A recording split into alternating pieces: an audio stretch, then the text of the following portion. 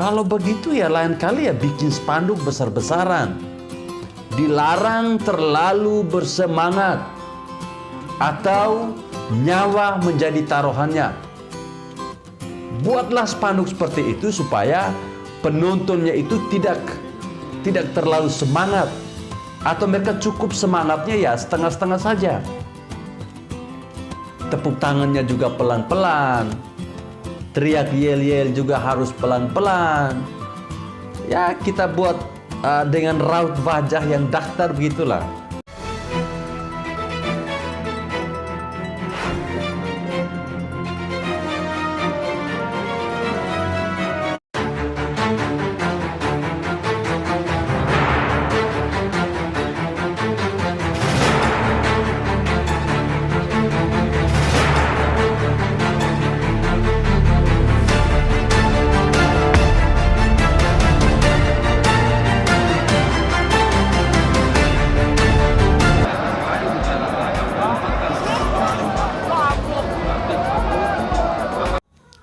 Assalamualaikum warahmatullahi wabarakatuh. Salam, salve, Om Swastiastu, Namo Buddhaya, salam kebajikan. Teman-teman, sebelum menonton video ini silahkan klik tombol subscribe dan juga like.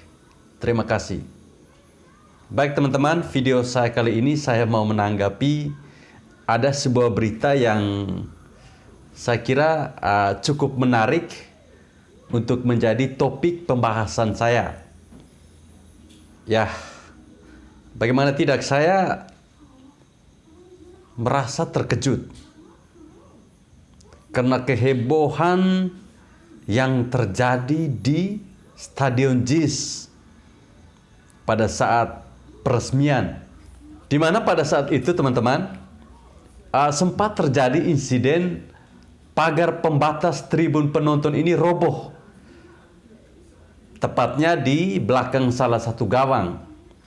Nah, ada satu penonton yang jatuh tersungkur dan harus mendapatkan pertolongan dari tim medis.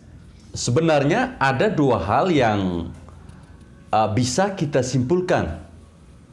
Yang pertama teman-teman, stadion baru ini seharusnya masih fresh, fasilitasnya masih bersih, dan konstruksinya masih kuat.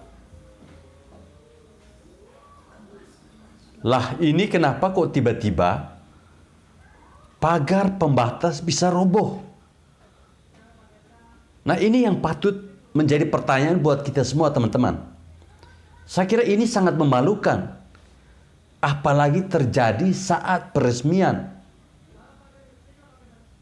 Ya, kemegahannya ini tentunya disoroti tanpa henti. Tahu-taunya pagar pembatasnya roboh pula. Ya kita tahu bersama bahwa JIS ini kan bertaraf internasional teman-teman. Masa baru dipakai langsung roboh? Harusnya ketika dibuat itu atau ketika dibangun itu sudah diperhitungkan bagaimana kekuatan dan juga kapasitasnya. Ya bahkan kalau mau dirobohkan paksa pun harus dibuat agar sulit dirobohkan.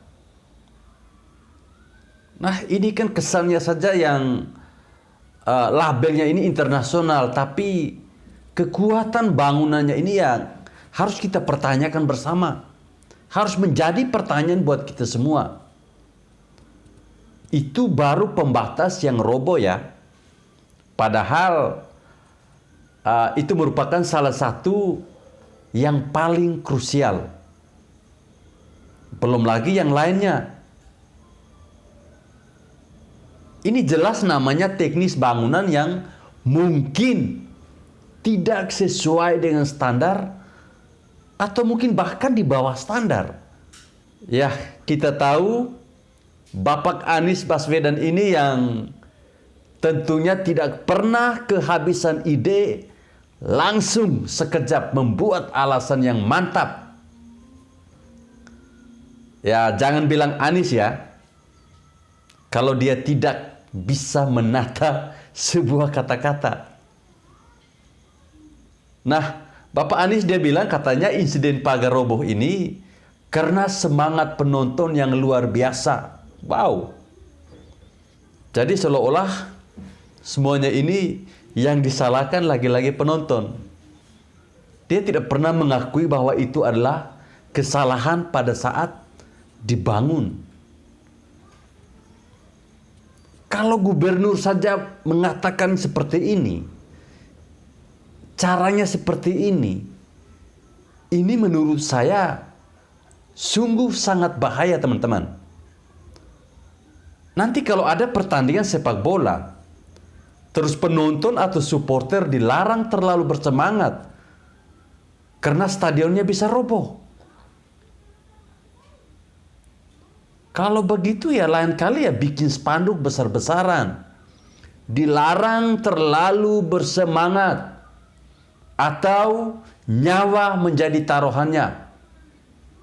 Buatlah spanduk seperti itu supaya penontonnya itu tidak terlalu semangat, atau mereka cukup semangatnya ya setengah-setengah saja.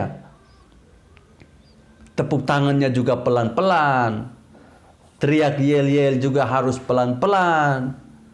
Ya kita buat dengan raut wajah yang datar begitulah. Dengan begitu kan secara otomatis maka stadion itu tidak akan tergoncang, apalagi roboh. Kemudian Bapak Anies juga katakan begini, teman-teman. Katanya insiden pagar roboh itu tidak lepas dari proses belajar sebuah stadion yang baru selesai dibangun dan baru pertama kali dipakai dengan penonton yang memenuhi tribun. Ini yang saya pikir sangat aneh. Pernyataan yang sangat konyol. Masa stadion yang bertaraf internasional bisa seperti itu? Saya kira kalau anak-anak arsitek atau teman-teman di teknik sipil bisa menangis kalau mendengar alasan dari Bapak Anies yang sangat pandai menata sebuah kata. Bangun sesuatu kok pakai proses belajar. Lucu sekali ya. Bagaimana dengan proses bikin pesawat? Apakah harus pakai proses belajar? Dan ketika ada kecelakaan, baru dievaluasi. Apakah harus seperti itu? Bagaimana dengan konstruksi pesawat ulang-alik yang notabene tidak boleh ada satu kesalahan? Ya saya kira sebenarnya Bapak Anies ini orangnya cerdas. Tetapi beliau ini lebih cocoknya menjadi orator atau penulis novel. Bukan gubernur apalagi presiden. Pagar yang roboh bukan karena antusiasme dan semangat, tapi itu karena kualitas bangunan Bapak Anies. Jangan Anda menyalahkan penonton. Mau bodohi orang ya jangan sampai seperti inilah. Saya sempat berpikir bahwa Jokowi tidak hadir di peresmian itu. Saya membayangkan kalau saat itu Bapak Presiden hadir, mungkin akan ada narasi sampah yang mengatakan bahwa ini pasti karena Jokowi kriminalisasi ulama. Makanya stadion ini kena azab. Pagarnya roboh. Pasti para pembenci Jokowi akan mengatakan seperti itu. Pasti yang paling depan yang omong seperti itu Mardhani Alisera tuh. Ya kita ingat pada saat itu ketika ada event Formula E di Jakarta. Itu kan Mardhani Alisera mengatakan bahwa BUMN tidak memberikan sponsor, tapi presidennya hadir. Nah, kira-kira sekarang apa yang mau dia bicarakan lagi? Oke teman-teman, saya kira cukup di sini video saya. Terima kasih buat teman-teman yang sudah setia menonton channel ini.